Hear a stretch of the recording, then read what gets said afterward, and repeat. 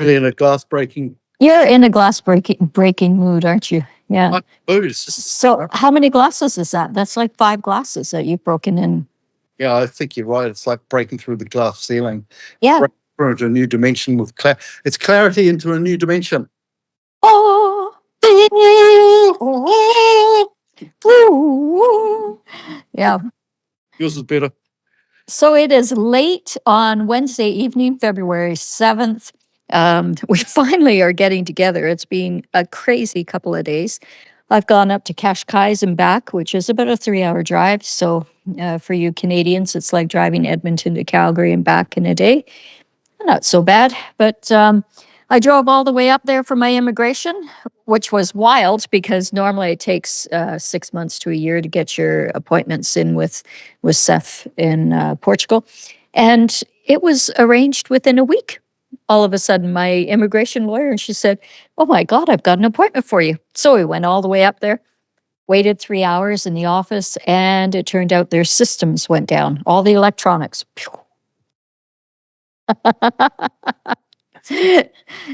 Bugger. So they said, "Come back tomorrow."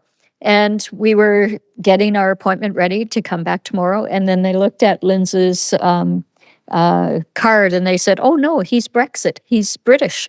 No, you don't do it at this office." And my immigration lawyer went, "What?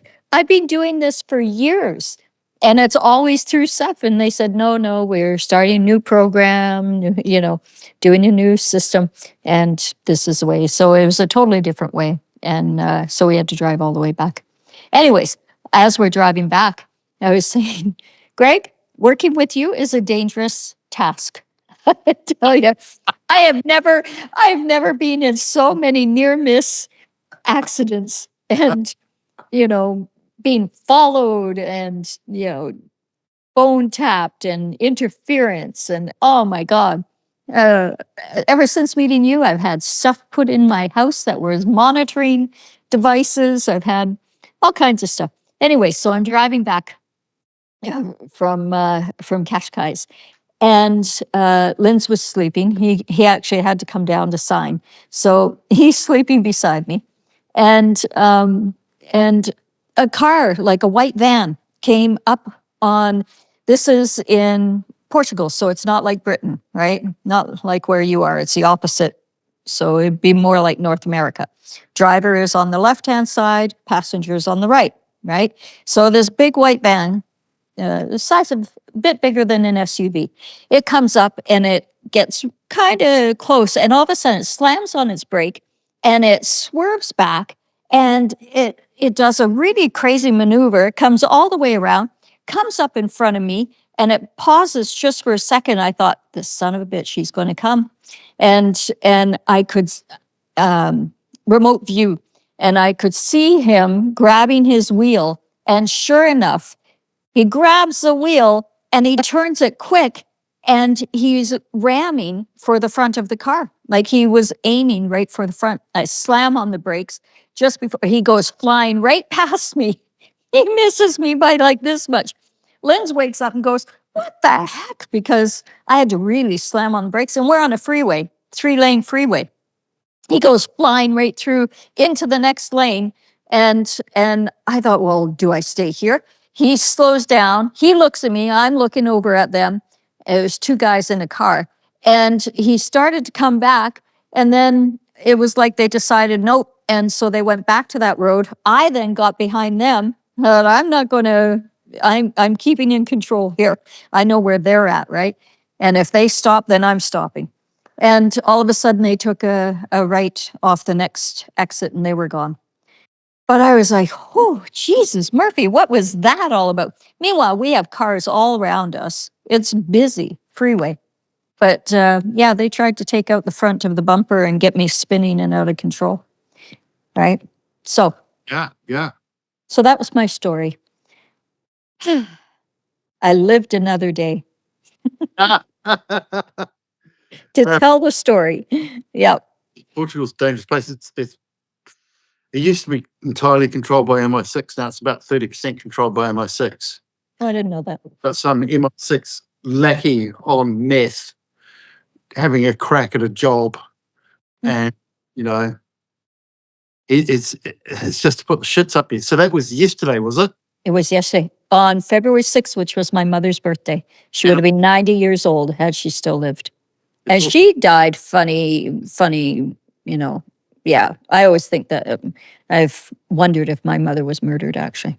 I sound really paranoid, I know, but with all the work that I was doing with the pedophiles, I had so many death threats for 17 years, right?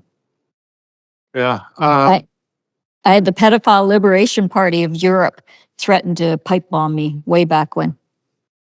Right. Well, Charlie Boy will be associated with that. Yeah, no kidding. So let's speak about Charlie Boy. Well, it was New Zealand Day yesterday as well. Mm. So I am currently just rendering this book, right? And because I've just decided to write hardback first edition on it, and then it keeps disappearing on me, and it's everything's happening like you wouldn't believe. So I'm kind of doing this and that at the same time because I am bloke and I can multitask. You can. I can. You must be the only man on the planet that can multitask. Yeah. Yeah. You're being facetious, I'm sure. Okay, so I was thinking actually, let's talk about Charlie maybe in a different video. Shall we? Well, you know, he's supposedly in charge of MI6 or supposed to have nothing to do with MI6. And then you're overseas in a country controlled by MI6 and you're getting attacked just when we're putting a book out. It was supposed to come out that day. Yeah, that's true. Right? Yeah.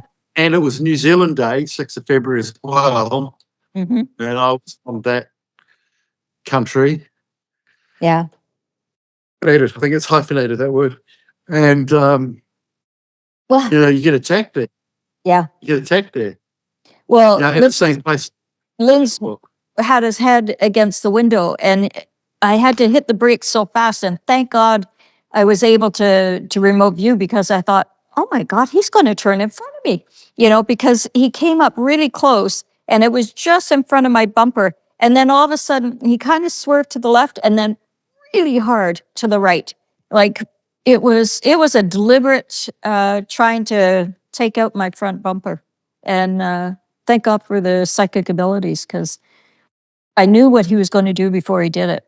And that saved me. How big was the van? A little bigger than an SUV. And it was white, nondescript. Yeah. Did you know what make it was? Was it a recognizable make to you? You know, usually, usually I don't, I like a Renault or something like that. I don't know. It was normally I see stuff like that. It was so fast in this one. And I was so taken back, shocked actually. I didn't look. Yeah. Yeah. Yeah. Normally I look and I'm pretty observant. This time it really took me. Yeah. Yeah. I was. Another job. Yeah. And actually Portugal I find is really safe. I mean, you know, we're probably one of the safest places on the planet, quite frankly. But that was rather suspicious, I gotta tell you. Yeah. It got my adrenaline running. Yeah. Yeah. But I was laughing with you going, yeah, you're dangerous to work with, man. True. It is. Yeah. You know, people die around me, well, they'll sort of come really alive around me. So, you know, and what's now with Charlie Boy on his way out, you know, he's really into the whole death cult thing. Well, especially, I've been saying for a long time that the Queen died long before we knew, and same with Charlie Boy. I think that Charlie's been gone like a couple of years. Because when you look back at the faces, I remember watching videos where people would take in the face of Charlie, you know, from years back, and then put it on the actor's face, and you could tell, you know, definitely an actor. The guy was not the same person. Whether it's a mask or an acting, you know, clone or whatever they are. Not the same person. There's 7 or 8 different Charleses. Are there? Yeah. And I published it. And it's actually in the first chapter of the book. I've got a picture of the picture of Charles, Duke of Cornwall, and Charles, Prince of Wales, and they're two completely different people, and they've got official photos, Wow. you know? Wow. And so they're supposed to be the same person, and they weren't. So it's Charles, Duke of Cornwall, we call him Duke of Cornwall, and Charles, Prince of Wales were two different people. And then the Charles who was speaking at Davos was also a different person. Yeah, that definitely was a different person. I put up a lot of the different photos, and I published like 3 of them. Mhm. Charles being, completely different people. But what's interesting now, like there were 4 Queen of Englands, Mhm. cousins and twins, etc. And one of them might have been Winston Churchill's daughter as well. And there were 4 different 4 different coronation dresses made for Elizabeth in different sizes. Mhm. What happened is they all had the coronation dresses made, and then they drew straws to see who would actually be crowned on the day, 2nd of June 1953. So it went to Elizabeth, whoever that is. But then the Elizabeth who was crowned wasn't the old lady Elizabeth we saw. And when we saw Queen Elizabeth, she had straight teeth, and then she had crooked teeth, and then she had straight teeth. Yeah, we talked about that. And that's probably your sister, right? Well, there's a twin, a cousin, and a half sister, and Winston Churchill's own daughter. So with Charlie Boy, there's many Charleses, but the point of it is that they're giving the space that takes up the Prince Charles, Duke of Cornwall, and the non-King Charles, who was crowned sitting over a sewage manhole cover, moving him, right? And moving him because there's some books coming out exposing the British royal family as a fraud back to 1603. And the person who did that is me. Publishing that is you, not New Zealand, and you had an attack by a military driver driving in a military style, an MI6 controlled country on New Zealand Day, the day the book was supposed to come out. About 6 different overlaps there. And it was my mother's birthday. She was there protecting me, I swear to God. Yep. Wow. So it's Charlie goes in for prostate issue. Yeah. It turns into an unnamed cancer. It's a form of cancer. Oh, yeah. Tell you what type. I mean, you think of any announcement anywhere, it's always got prostate cancer, or he's got lung cancer, or whatever it is. They always tell the type of cancer. But here they're saying it's a form. So is it the turbocharged cancer that is from the thing? I think what they're doing, well, it's being speculated by a couple of people online, and I think they're right. And that is that they're preparing people to, if the king, he's not the king, but if Prince Charles, if he was to actually have cancer, and then all of your friends are having cancer, it would be more acceptable, wouldn't it? Because, oh my God, the king had cancer. There must be something happening, right? Yeah, there's something happening. Yeah, I know what you're saying there, but I think we've got more to the focus. We've got Prince Edward, Duke of Edinburgh, resigning all of his royal positions on the 2nd of February. Yep. Got the non-King Charles, King Chuck him out, is announcing that he's got cancer. Kate's in hospital because she really wanted to be queen, but William didn't. So they've muzzled Kate in hospital, and William's taking care of Kate in hospital until after Easter. Yeah, 9 months, they're saying now with Kate. 9 months. Isn't that a pregnancy term? So in that 9 months, we hopefully won't see her and her handbag. Yeah.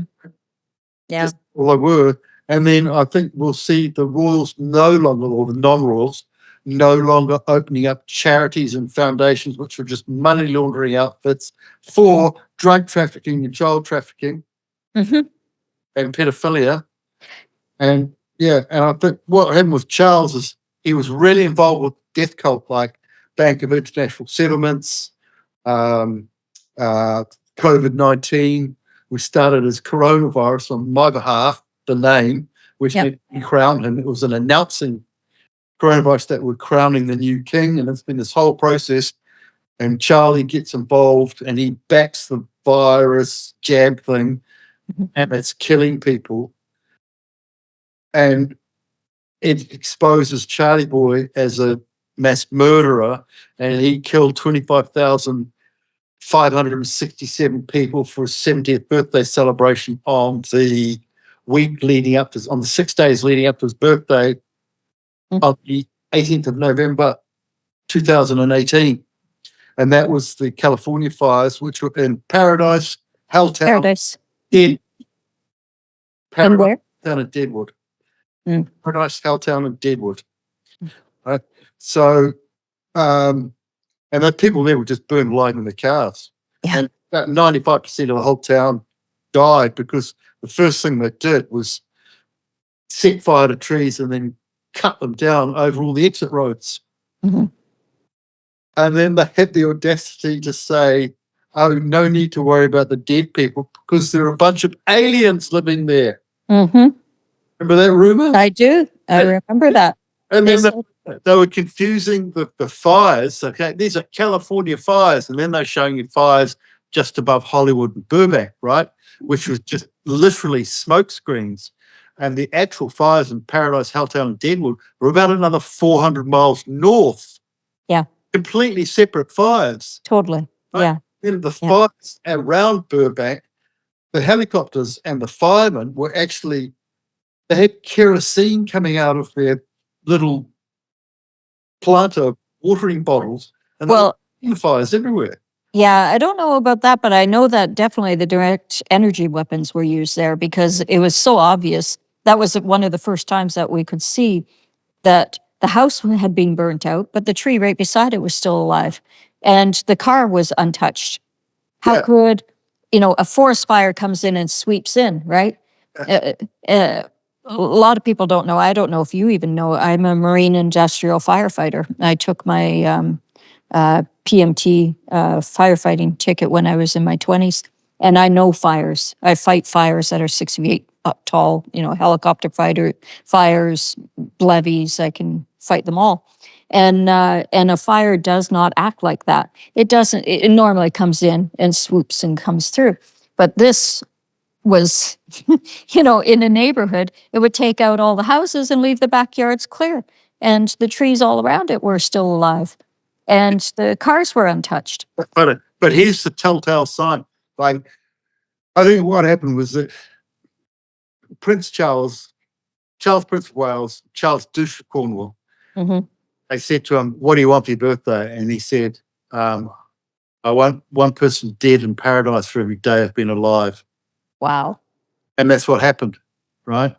And then he celebrated the 6 days of fire in paradise with all the people burning in the London Palladium. And he had oh,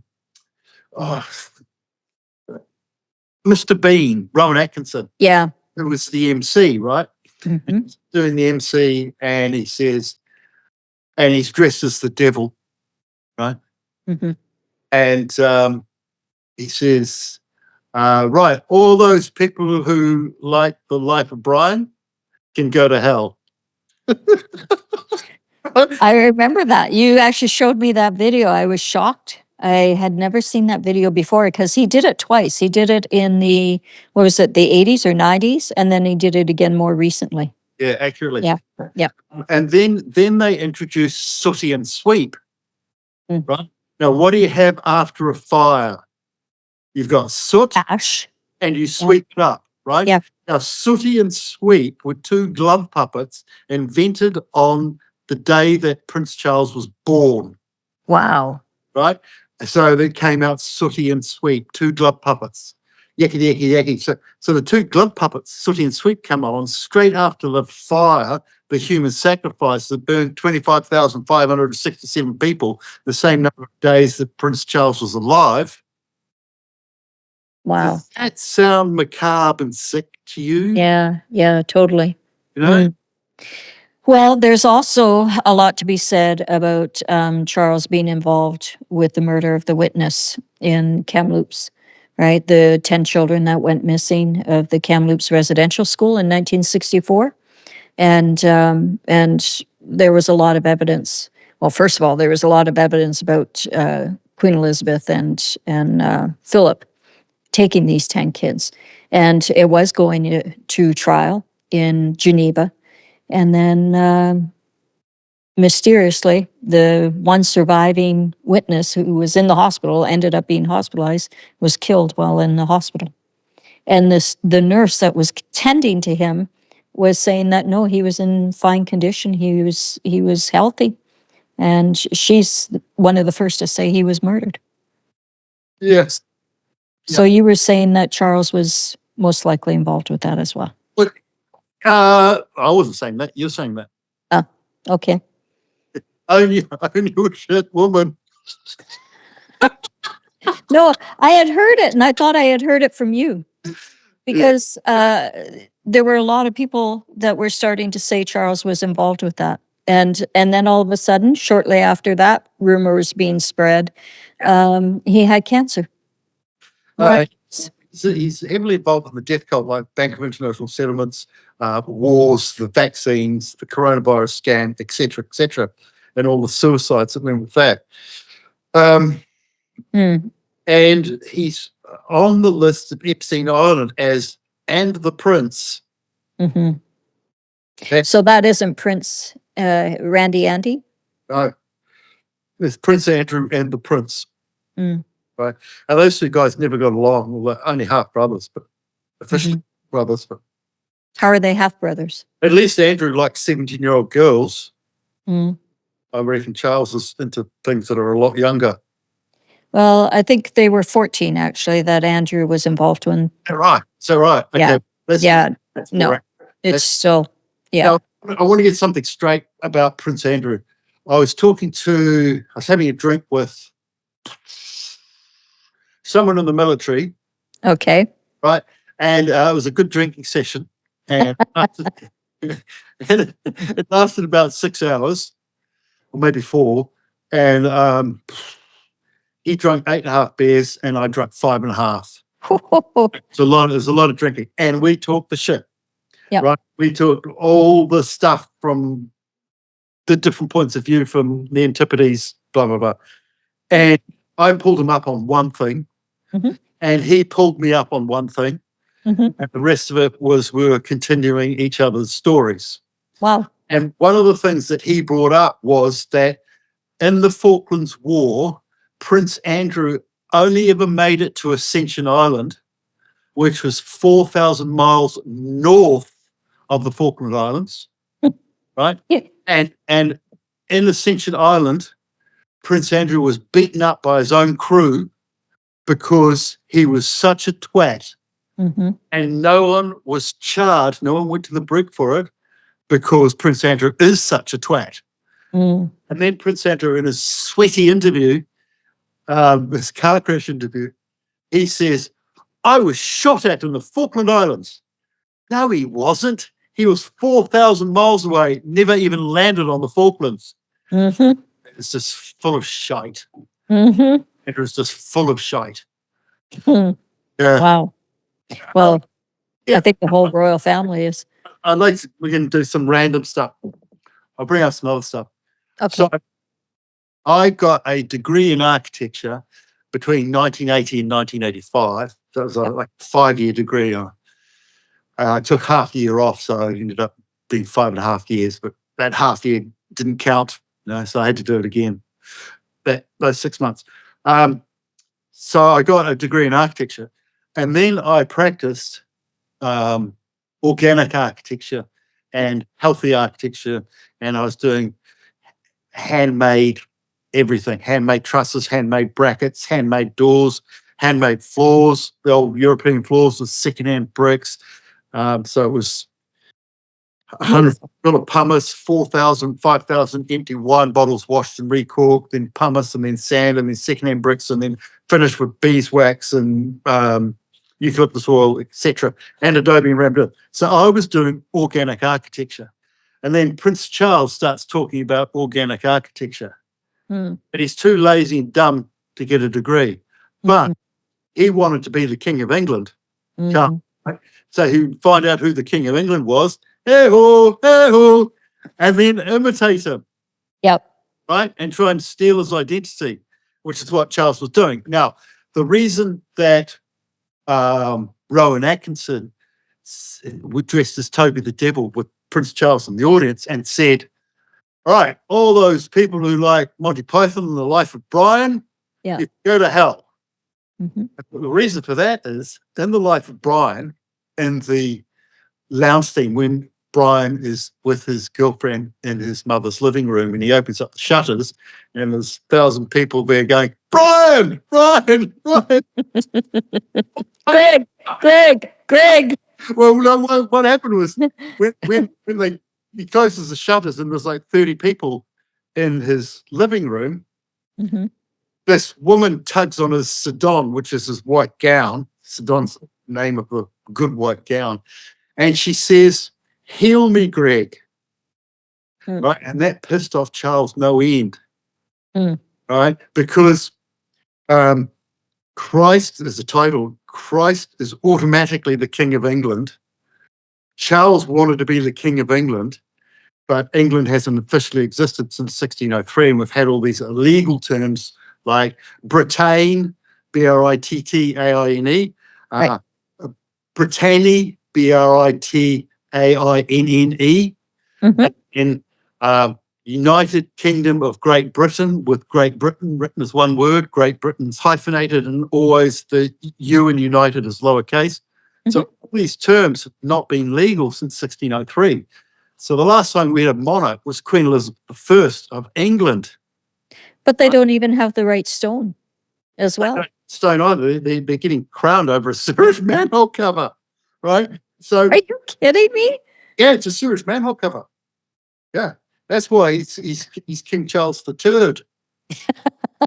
Oh, come on, you be nice. King Charles III. God. He's a reenactment of King James the Shit. Who is it's actually called James Shit. Really? He never showered. Oh, he was the stinky one. Yeah. Right. So Yeah. he's James the Sixth of Scotland, supposedly, but he's actually never crowned. Mhm. He was never King James James VI King of Scots. He was never that. And he was King James the First of England. Yeah, slimy. And were existed then, because he was not the person who was crowned King James VI of Scotland, and they couldn't make him King James I of England, so they invented this false name of an invented country called Britain, Brittaine, and then they called him King James VI of Britain, and then his Lord Chancellor, Sir Francis Bacon, Bacon pointed out that Britain was not a legal term, sir. Your Grace, Britain's not a legal term. You're the king of nothing. Right? And that's what Charles is as well. He's king of the Nothing. Kingdom of Great Britain and Northern Well, he's Ireland. not the king. I've sticking to my guns because I remember thinking I muscle tested probably about a year and a half ago. Will Charles be crowned king? Will he actually be the king of England? And I keep getting a no, and I still hear a no. He's not the actual king of England. No, it's me. Yeah, I guess it is, right? Yeah. That's why he's acknowledged me. He's been acknowledged me all his life. Like, he's talking about organic architecture. I actually do it. Mm-hmm. And I'd write to him and say I've got the coronation stone, and he ignores it because he doesn't want to incur the wrath of God and be crowned as a fake king over a fake country with a fake name. Okay, so there's going to be people out there who are going to go, he ignored it because he's thinking you're a nut bar, Greg. No one thinks What do you say to that? no one thinks that. They're way over the nut bar stage because Like the pages in the Hidden King of England, they're shit scared of that. They killed the publisher, and now I've written another 15 books. And they tried to kill this publisher. Yeah. And they go, hang on a minute. So now they're going, hang on a minute, all the stuff that he said is true when we actually look at it and listen. So what they do is they get all the nut bars on the internet who are working for Charles. The whole of the internet's just this massive counterintelligence exercise funded by Camilla Parker Bowles' Northern Bank robbery. Mm-hmm. So now that Charles is sick, Camilla's not taking over because I've exposed her as being the head of the Northern Bank robbery, which is the biggest robbery in the UK history, using her ex-husband and her brother. They killed the brother. Mm-hmm. And the two patrons of the money. So what was her participation in it? Because I thought it was the brother and the story, and you interrupted. I know. Sorry. Go ahead. I'll shut up. Good, please. Thanks. So,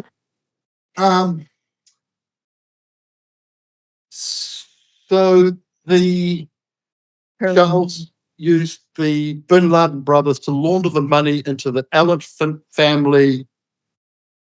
It's just called Elephant Family, and it's a foundation trust or whatever. And then Camilla and Charles are the royal patrons of that money, so they get to show where it's spent, and it gets spent in the counterintelligence on social media, right? So what happens now on social media, which is kind of what we're doing now, is that when you tell the truth, you get 1,000 views, and if you tell lies, you get 30,000 views. So I just put out a video. I usually get at least 1,000 views in a day, and the latest one I've got less than 500 views. Yeah, we talked about that earlier because, yeah, you used to get like 3,000-4,000 views per video or more, right? And now it's down to 400, 500. Yeah, they're reducing it. Mm. So Camilla can't come forward because I've exposed her as being involved in the Northern Bank robbery, which is the biggest bank robbery in the UK history. And Prince William says he doesn't want to become king because he doesn't want to be the head of the Church of England. That's not the reason. Kate really wants to become the queen, so they've stuffed her in hospital and silenced her. And then they've got William attending to Kate. So they're basically muzzling Kate. William doesn't want to be king of whatever it is, United Kingdom of Great Britain and Northern Ireland, because he recognises that he's King Juan Carlos's father, the son. And Prince William looks nothing like King Chuck. Mm-hmm. Nothing like him at all. Just there's nothing there. I did a meme of them, of Prince William, Prince Harry, and Prince Charles, and I called them the unlikes. Mm-hmm. There's nothing there at all. And Charles has no royal blood at all. He's just an absolute commoner, and he comes from about 10 generations of illegitimate bastards, and also Rothschild blood thrown in. So the Rothschilds took over the British royal family in 1815 with the Battle of Waterloo, with the British royal family gambled all their money and lost. So they couldn't afford to do anything. So they had to borrow money for their weddings off the Rothschilds. So the Rothschilds said to the Duke of Kent and Stratham, I will fund your wedding to Princess Louise if we get the breeding rights. So it ended up that the French Baron Jacob Mayer Rothschild bred Queen Victoria. And thereafter, the Rothschilds have had breeding rights, and they've bred 3 or 4 times, including so they bred Queen Victoria, and then they bred Queen Victoria's 9 official children. So they're all Rothschilds then? Yeah, they're all illegitimate Rothschilds. They're Rothschild bastards. But in royal circles, it's called Batard, darling, Batard. But in the, with Rothschild's breeding, it's just bastards. They're just Rothschild bastards, right? Mm. So what happened is the founder of the Rothschild family, Mayer Amschel Rothschild, he's the patron. He had this prophetic dream in, I think it was 1785, that his seed would breed into the British royal family for 200 years. So Queen Victoria was born in 1819, plus 200 years is 2019. Hmm. So it would cut. So his dream was, Baron von Rothschild's dream was 1785, and it would start at the time of his death, which is 1812. Hence, you've got the 1812 overture, and then by the time they had a stillborn in like 1817, Battle of Waterloo 1815, stillborn in 1817, 18, and then Queen Victoria born in 1819. There's the count. 200 years is 2019, so we're only 5 years behind. And his dream said the Rothschilds would have control of the British royal family for 200 years and not much more. Hmm. So that's all happened. So what do you think about Charles then? Let's go back to present day. What do you think about Charles with this cancer thing? Why do you think they're choosing cancer, and why do you think that they're doing this at this time?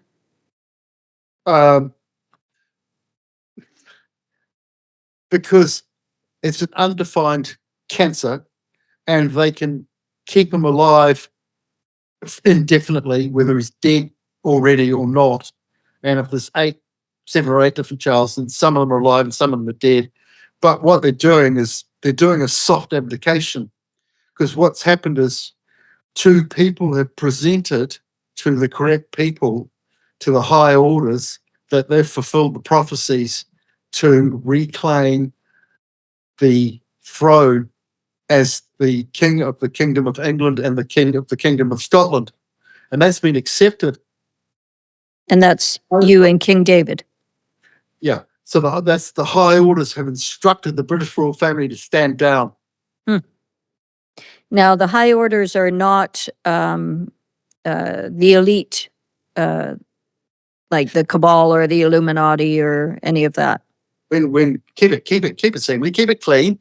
The high orders are the esoteric high orders, the people who follow and monitor, who know the prophecies, follow them and monitor them. And when someone says that they're fulfilling or have fulfilled the prophecy, they know the prophecy.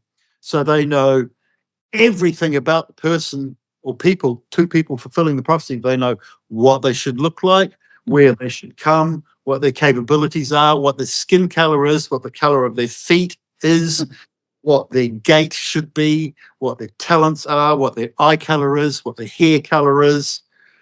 Wow. Everything about them, right? And so if you come along and say, look, I've fulfilled this prophecy, they just look at you and go, yeah, it's definitely not a no, and we're still listening. Mhm. Right? So that's what happened. The prophecies have been fulfilled, and now they are being fulfilled. Mhm. Yeah, it's an exciting time, definitely. Yeah. Okay, anything else you want to add about Charles, though? Because there seems to be a lot of interest, and I don't hear much dissension. I don't hear much. There seems to be a lot of people buying into the whole he has cancer, Done it. concept. I haven't done it. We've just done it. Let people Yeah. think I've just said. You talk all you like, but I've just said it. Yeah, that's true. I'll ring back in about 5 minutes.